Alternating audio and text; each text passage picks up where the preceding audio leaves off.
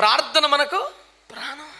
ఇవాళ ప్రార్థనకి ఎల్లక్కర్లొద్దు అనుకునే ప్రార్థన దొంగల వలె బతుకుచున్నావా? భయంకరమైన చట్టములు ఉన్నా ఎప్పటి మామూలుగా షెడ్యూల్ మార్చుకోకుండా నీ ప్రేయర్ టైంని ఏకాంతంగా పర్ఫెక్ట్గా మెయింటైన్ చేసి ఓ క్రమశిక్షణ కలిగిన యోధుడిగా.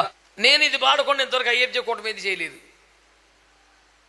ఐఎఫ్జేలో కొన్ని వేల మంది సేవకులకి పరిపూర్ణంగా ఎక్కించేసాను నీసు రక్తం ఇచ్చి. మన ఎంత ₹1,00,00,000 మాట అది, మామూలు మాట. ప్రభు నాతో మాట్లాడింది ఏమిటంటే ఆ 2-3 నిమిషాలు ప్రార్థన ఆగితే 100 మంది చచ్చిపోయారు నాన్న. శరీరంలో ఉన్న మనకి కాలకృషాలు ఉండవా, అన్నపానాలు ఉండవా, నిద్రపోమా, డ్యూటీస్ ఉండవా, పనులు ఉండవా, ప్రయాణాలు చేయమా? ఎలా సాధ్యం? మహబూబ్ నగర్ జిల్లాలోంచి మా తాతయ్య గారి దగ్గరికి ఒక వ్యక్తి వచ్చాడు. బైబిల్ కాలేజీలో జాయిన్ అయ్యాడట. ఏదో పొరపాటు చేశాడు. తాతగారికి చాలా మనసు గాయమైంది. నువ్వు బట్టలకి వెళ్ళిపోరు బాబు, నువ్వు వద్దన్నాడంట. అయ్యా ఈ ఒకసారి క్షమించ, ఇంక అసలు నా వల్ల కాదరా, నువ్వు వెళ్ళిపో అని అడిగి అడిగి అడిగి అరే నీ తాన క్షమాపణే లేదా అనే అన్నాడంట. తాతయ్య గారికి విపరీతంగా నవ్వు చేశారు. లేకపోరా బాబు. ఇప్పుడు సేమ్ డైలాగ్ కొట్టలేదు కానీ సూపులు అలా చూశారు దాన్ని. రాత్రి 9 దినాలకి నలిగిపోతే ఒక్క పూట వదలొచ్చు గారు. రేపు పొద్దున ప్రార్థనే నా ప్రాణము. స్కూలుకి సెలవు, డ్యూటీకి సెలవు, కానీ పేనానికి సెలవు ఇత్తట్రా. కొంచెం చేతులకు రెస్ట్ రావాలి, కొంచెం కాళ్ళకి రెస్ట్ ఉండాలి, గుండెకాయ కాదు. ప్రార్థన మనకు ప్రాణం. ఆమేన్, హల్లెలూయా. మా మమ్మీ చిన్నప్పుడు అన్నమాట, మమ్మీ వాళ్ళు సెలవు కదంటే స్కూలుకి కొడుక ప్రార్థనకు సెలవు ఉంటుంది. మమ్మీ వాళ్ళు సెలవు కదా మమ్మీ, సెలవు స్కూలుకి రా, ప్రార్థనకి ఎట్టా? ఊపిరికి సేవతాకి సెలవు ఉండకూడదు నాన్న, ఆడుతూనే ఉండాలి. దేవునికి ఇస్తూ అదేంటి చిన్నపిల్లల తత్వం ఏంటంటే స్కూలుకి అయితే ఏదైనా ఒక కూర చాలు, స్కూల్కి సెలవు వస్తే 2-3 వెరైటీలు కావాలి. మరి సెలవు వచ్చినందున ఐటమ్స్ పెరుగుతున్నాయిగా. ప్రార్థన మట్టుకే సెలవా? ప్రార్థనకు అభ్యంతరము కలగకుండా చూసుకున్నటయే జ్ఞానమని దేవుని వాక్యం ద్వారా మనం గ్రహించాలి. ఆమేన్. ఏదన్నా పని దొరికితే, ఏదైనా ఓటీ దొరికితే, ఏదైనా ఎక్స్ట్రా డ్యూటీ దొరికితే, చుట్టాలు ఎవరిని వస్తే అమ్మయ్య ఇవాళ ప్రార్థనకి ఎల్లక్కర్లొద్దు అనుకునే ప్రార్థన దొంగల వలె బతుకుచున్నావా? లేకపోతే ఇట్టి శాసనము చేయబడిన సంగతి తిరిగి ప్రార్థన చేస్తేనే అగ్నిగుండములో వేస్తారో, సింహాల బోన్లో పడేస్తారో అనే భయంకరమైన చట్టములు ఉన్నా ఎప్పటి మామూలుగా షెడ్యూల్ మార్చుకోకుండా నీ ప్రేయర్ టైంని ఏకాంతంగా పర్ఫెక్ట్గా మెయింటైన్ చేసి ఓ క్రమశిక్షణ కలిగిన యోధుడిగా నువ్వు మారిపోతున్నావు అనేది ఆలోచించుకోవాలి. ఆమేన్ చెప్పండి గట్టిగా. హల్లెలూయా, హల్లెలూయా. స్థిరమైన నిర్ణయం, ఉన్నత దర్శనం, క్రమమైన ప్రార్థన. ఎవరు? యేసయ్యా ఆ దానియేలులాగునా నన్ను జీవింపజేయవా. అత్యంత తక్కువ పదాలు ఉన్న అత్యంత విలువైన పాటల్లో ఇది ఒకటి. దైవజనుడు ఎంత అద్భుతంగా రాశాడు. దేవునికి స్తోత్రం కలుగునగా. పల్లె ఒకలైనా, శరణం ఒకలైనా, ఏముండదు గొడవ గోత్రం. గత 15-20 సంవత్సరాలుగా ఆంధ్ర రాష్ట్రాన్ని పట్టుకుని ఊపారు అతను దేశ రక్తం వేచి. నేను ఇది వాడుకొని ఇంతవరకు ఐఎఫ్జే కూటమి ఏది చేయలేదు. ఐఎఫ్జేలో కొన్ని వేల మంది సేవకులకి పరిపూర్ణంగా ఎక్కించేసాను నీసు రక్తం ఇచ్చి, మన బైబిల్ స్కూల్స్లో అందరికీ. ఎందుకంటే గుర్తుపెట్టుకోవడానికి ఈజీగా ఉంది, చాలా అర్థవంతంగా ఉంది, సులువైన బాణీగా ఉంది. నాలాంటోడు కూడా పాడేసుకునే అవకాశం ఉంది. కెట్ట వదిలి పెడతాం వేసు రక్తం చేయం. హల్లెలూయా, హల్లెలూయా. ఈ భారతదేశంలో ఒక దానియేలుగా జీవింపజేయ ప్రభు. ఎంత ₹1,00,00,000 మాట అది, మామూలు మాట, అమూల్యమైన మాట అది. దేవునికి స్తోత్రం కలుగునగా. ఇవన్నిటి ద్వారా మనకేం తెలుస్తుంది? ఏ విధము చేతనైనా సరే ప్రార్థనలకు అభ్యంతరం కలగకూడదు. కొంచెం సౌండ్ పెంచవచ్చు కదా, పర్లేదు. ఏ విధము చేతనైనా ప్రార్థనలకు అభ్యంతరం. ఇప్పుడు ఆగితే ఏమవుతుంది? ఇప్పుడు ఒకసారి ప్రార్థన, ఓ అంత మీద చచ్చిపోతున్నావా, ఇవాళ కదా రేపు చేసుకుంటాం, కంగారేముంది. ఇవాళ కాకపోతే రేపు తింటాం, కంగారేముంది అనుకోగలం. కానీ ఇవాళ కాకపోతే రేపైనా ఊపిరి పీల్చుకుంటాం అనుకోలేము. ప్రార్థన ఊపిరితో, ప్రార్థనతో, ప్రాణంతో సమానం అని మనం ఇప్పటిదాకా జ్ఞాపకం చేసుకుంటూ వచ్చాం. ఆమె ఆహారంతోనో ఇతర పనులతోనో ప్రార్థనని పోల్చొద్దు. ప్రాణంతో పోల్చుకోవాలి, ఊపిరితో పోల్చుకోవాలి. దేవునికి స్తోత్రం కలుగునుగా. ఆమేన్. కాబట్టి దేవుని బిడ్డలారా, ప్రార్థన ఆగితే ఏంటి? ఇప్పుడు ఓ రోజు ఆగిందండి, ఇప్పుడు ఏమైపోద్ది అనే మాట కొరకు ఒక సన్నివేశాన్ని మీకు జ్ఞాపకం చేయాలని ఇష్టపడుతున్నాను. నిర్గమ 17:11. మోషే తన చెయ్యి పైకెత్తినప్పుడు ఇశ్రాయేలీయులు గెలిచిరి. మోషే తన చెయ్యి దింపినప్పుడు అమాలేకీయులు గెలిచిరి. మోషే చేతులు బరువెక్కగా వారు ఒక రాయి తీసుకొని వచ్చి అతడు దాని మీద కూర్చున్నటకై దాన్ని వేసిరి. స్తోత్రం చెప్పండి ఒకసారి. తలలు పైకెత్తి నా వైపు చూస్తూ అందరం దేవుని స్తోత్రం చెబుదామండి. హల్లెలూయా. దేవుని వాక్యం ఏమంటుందో చూడండి. ఇక్కడ మనం ఏ పాయింట్ దగ్గరికి వచ్చాము? ప్రార్థన ఆగితే, ఇప్పుడు అయితే ఓ పూట అన్నది మనం వచ్చిన పాయింట్. అది of course that is the title of the message also. ప్రార్థన ఆగితే దైవజనుడైన మోషే కొండ మీదకి ఎక్కి 2 చేతులు పైకెత్తి, అయ్యా నీ ప్రజలు ఓడిపోకూడదయ్యా, నీ ప్రజలపై నీ శత్రువు ఆనందించకూడదు ప్రభా, విజయం సాధించకూడదు నాయన, వాడికి పై చేయి రాకూడదు ప్రభా, నీ ప్రజలను గెలిపించండి నాయన అని చేతులెత్తి ప్రార్థన చేస్తా ఉన్నాడు దైవజనుడైన మోషే. ఇతడు చేతులెత్తినంతసేపు చెప్పాలి, ఇజ్రాయేలు ప్రజలు గెలుస్తున్నారు. చేతులు బరువెక్కి, ఇంక చాలేని కాదు, వద్దని కాదు, పర్వాలేదని కాదు, ఎంత మనం కూడా మనుషులమే కాదు, కాస్త చేతులు నొప్పి పెట్టి బరువెక్కి ఓ క్షణం దించి మళ్ళీ చేతుతాడు.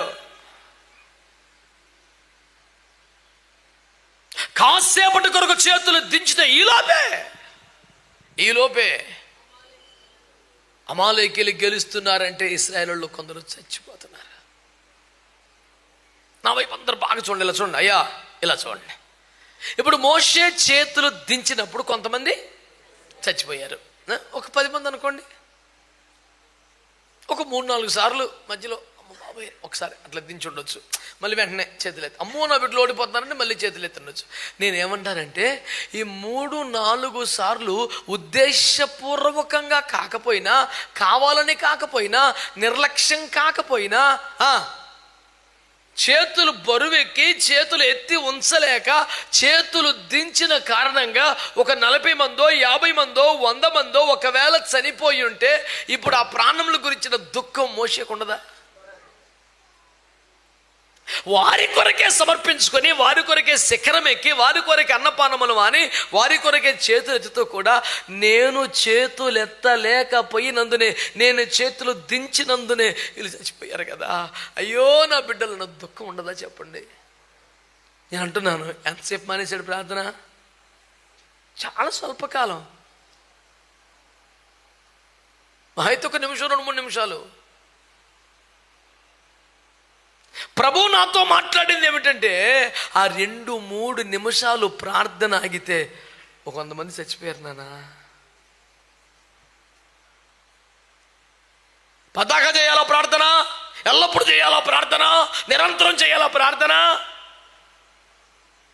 శరీరములో భూమి మీద బతుకుతున్న కాలములో మనకంటూ జీవన సంబంధమైన పనులు ఉంటాయి. 24/7 ప్రార్థన చేస్తూ కూర్చోడానికి సాధ్యం కాదు. కానీ దేవుని వాక్యం చెప్తుంది, ఎల్లప్పుడూ ప్రార్థన చేస్తూ మెలకుగా ఉండండి అని.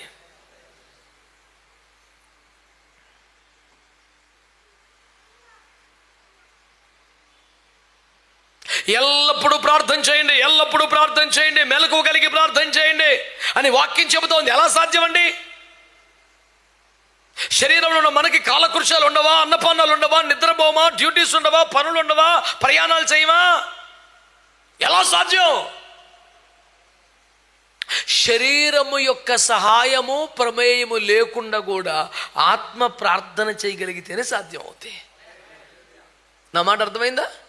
శరీరము యొక్క సహాయము ప్రమేయము లేకుండానే ఆత్మ ప్రార్థన చేయగలిగితేనే సాధ్యమవుతుంది. అలాగా పరిశుద్ధాత్మతో నింపబడినందున మాత్రమే సాధ్యమవుతుంది. ఆమేన్ అనండి గట్టిగా. అందుకనే సంఘమంతర ఆత్మను పొందుకోండి. ప్రతి వారి ఆత్మ ఏ వయసుతో సంబంధం లేదు, ఏ వయస్సుతో సంబంధం లేకుండా రక్షణార్థమైన బాప్తిస్మం ఎంత ముఖ్యమో, ఏ వయస్సు భేదం లేకుండా పరిశుద్ధాత్మ నింపుదల కూడా అంతే ముఖ్యం. గట్టిగా చెప్పండి, గట్టిగా చెప్పండి. కనుక నువ్వు పరిశుద్ధాత్మను నమ్ముతున్నావా? పరిశుద్ధాత్మ కొరకు ప్రార్థన చేస్తున్నావా? పరిశుద్ధాత్మ కోసం ఎదురు చూస్తున్నావా? ఈ మాటలతో ప్రయోజనం లేదు. పరిశుద్ధాత్మను పొందేవా లేదా అంతే. నీకెంత ఆశ ఉంటే ఉపయోగం? నువ్వెంత ఎదురు చూస్తే ప్రయోజనం? నా చేతికి అందుబాటులో ఉన్న నీళ్ళను త్రాగకపోతే దాహం తీరదు కదా. It is not the knowledge about the Holy Spirit, God, that helps you. It is the infilling of the Holy Spirit, God. పరిశుద్ధాత్మ దేవునితో నిండిపోవాలి. నా నిలువెల్ల నిండియు. ఆ మాట నాకు పిచ్చెక్కిచ్చేసింది ఆ పాట వచ్చిన కొత్తలో. అబ్బాబ్బా ఏం వాడారండి బాబు. అప్పట్లో ప్రతి ఆదివారం నుంచి అదే పడేసాను, మీకు గుర్తుందనుకుంటా. ఆరాధన అంటే అదే. ఆ పదం పిచ్చి పట్టేసుకుంది నాకు.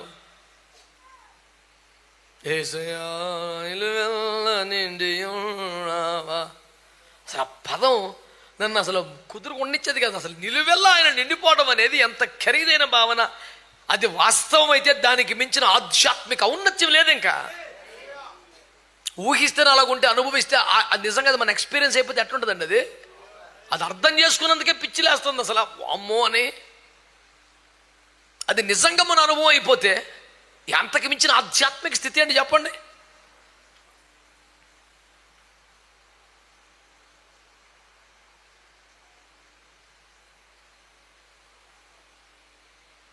మనకు ఆయన ఇప్పుడు కామెంట్ పెట్టాడంట, పిల్లగాలతో చెప్పారు, నువ్వు యేసుప్రభు భక్తుడవా యేసన్న భక్తుడవా?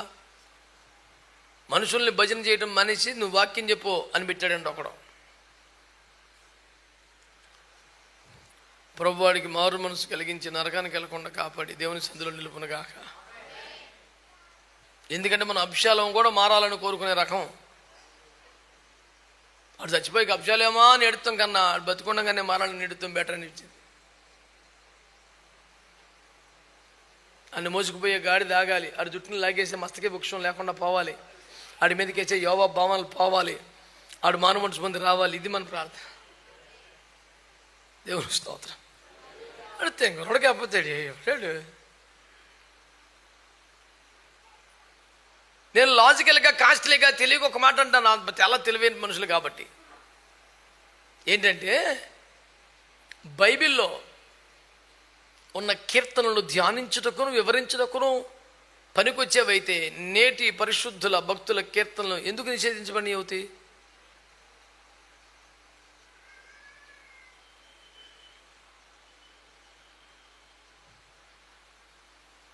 ఇక్కడికి ఇంజిన్ కెపాసిటీ అంతా యాక్సిలేటర్ మట్టానికి తొక్కేసినా 40 వెళ్తుంది ఆ బండి. లేచి నుంచోవచ్చు మనం, యాక్సిలేటర్ మీద వెళ్తుంది.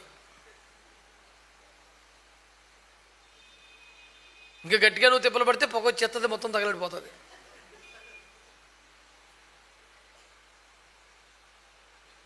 ఏమో 650 ఇంజిన్ ఎక్కించుకొని 6గురిని ఎక్కించుకొని నువ్వు ఘాట్ రోడ్లో తొక్కేస్తానంటే పొగలో సెగలే కదా. ఇంకా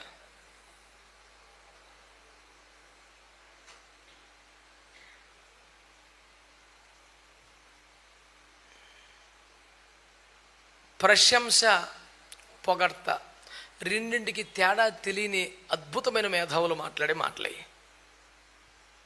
ఇప్పుడు పిల్లలు పరీక్ష పాస్ అయ్యారనుకోండి, మంచి మార్కులు తెచ్చుకోవాలనుకోండి, very good and that is appreciation, that is important, that is needed, you need to do that. Very good నాన్న, సాధించావు, గాడ్ బ్లెస్ యూ అనాలి. ప్రశంస అంటారు దాన్ని. పొగడత అంటే ఏంటి? నువ్వు కాబట్టి సాధించావు అంటే అది పొగడత. అందుకని ఒక మేధావి అన్నారు, ప్రశంస అమృతం అయితే పొగడత విషం. ఎవరైనా పని చేస్తే very good, well done, God bless you, keep it up, that is required. అది అమృతం. అసలు నువ్వు కాబట్టి చేసి నీలాగా ఎవరు చేయలేడు భూమి మీద అంటే ఆ రోజు అన్ని విశ్వసి చంపేసినట్టే మనం. అసలు ఇలాంటి తోటి ఉండదని నాటి తెలియక దేవుణ్ణి స్తుతిస్తున్నాం. దేవుణ్ణి బాగా స్తుతిస్తున్న వాడిని, స్తుతించినట్లుగా మనకు సహకరిస్తున్న వాడిని మనం మెచ్చుకుంటున్నాం, అభినందిస్తున్నాం. ఇది కూడా తెలియని వాడి కోసం ప్రార్థన చేస్తున్నాం. Happy long life with real repentance. దేవునికి స్తోత్రం. అందరూ చెప్పొచ్చు కదా. అది ఏందిరా ఆడి బాధ నాకు అర్థమవుదో. ఒకటి మంచి తెలివిని మీకు చెప్తాను, సూపర్ తెలివి అంటే మీకు చెప్తాను. ఏమండి, హ్యాపీ బర్త్డే టు యూ అని ఒక తల్లి తన బిడ్డ కోసం పాడింది పుట్టినరోజున. ఆ తల్లికి వచ్చిన మెసేజ్ అంటే, నువ్వు దేవుని బిడ్డవా దయ్యం బిడ్డవా అని. అదేంది, నువ్వు ప్రభు కొరకు పాడవలసిన నీవు నీ పిల్ల కొరకు పాట పాడతావా? నువ్వు పడిపోయావు. ఆ తల్లి నాకు, అయ్యా మరి ఇట్లాగా నేను నా బిడ్డకు సంవత్సరం అంతా దేవుడు కాపాడిన కృతజ్ఞతలో హ్యాపీ బర్త్డే అని పాడానయ్యా. దేవుని కొరకు పాడవలసిన నేను బిడ్డ కొరకు పాడుతున్నాను, నేను పడిపోయినట్టే అని అన్నారయ్యా. మరి నన్ను ఏం చేయమంటారయ్యా అంటే, ఏం చేయొద్దు బిడ్డ, నువ్వు మరోసారి బిడ్డ కోసం ఆ పాట పాడి ప్రార్థన చేయి, పర్లేదని చెప్పాను. మరి ఆయన ఇలా అన్నారు కదా అంటే, ఇప్పుడు happy birthday, God bless, happy long life అని చెప్తే దీవించడం అంట, అది తప్పులేదంట. కానీ హ్యాపీ బర్త్డే టు యూ అని పాడితేనంట దేవుని కొరకు పాడవలసిన వాళ్ళు మనుషుల కొరకు పాడాడు. అంటే హ్యాపీ బర్త్డే అని చెప్తేనేమో అది దీవెన, హ్యాపీ బర్త్డే టు యూ అంటే దేవునికి బదులుగా మనుషులకు పాడి దేవుని అవమానపరిచినట్లు లేకుండా. తల్లిదండ్రుల బిడ్డలను దీవించొద్దా? లేవీల బిడ్డలను దీవించొద్దా? పెద్దల పిల్లలను దీవించొద్దా? బైబిల్ అలా లేదా? అసలు ప్రజలు కూడా రాజు చిరంజీవి అనాలి. దైవజనుడు, ఆత్మీయ నాయకుడు యెహోవాను దీవించునుగా కంటే ప్రజలు కూడా తిరిగి యెహోషువనే ఉన్నారు, దేవుడు నీకు తోడుగా ఉండనుగా అన్నారుగా. నువ్వు ఎట్లా ప్రార్థన చేయకుండా అన్న పానములు సేవిస్తావు? నీ ప్రార్థన జీవితం అభ్యంతరపరచకూడదు, ఆటంకపరచకూడదు. అందుకు నీవే జాగ్రత్తలు తీసుకోవాలి, అందుకే నువ్వే ఏర్పాట్లు చేసుకోవాలి.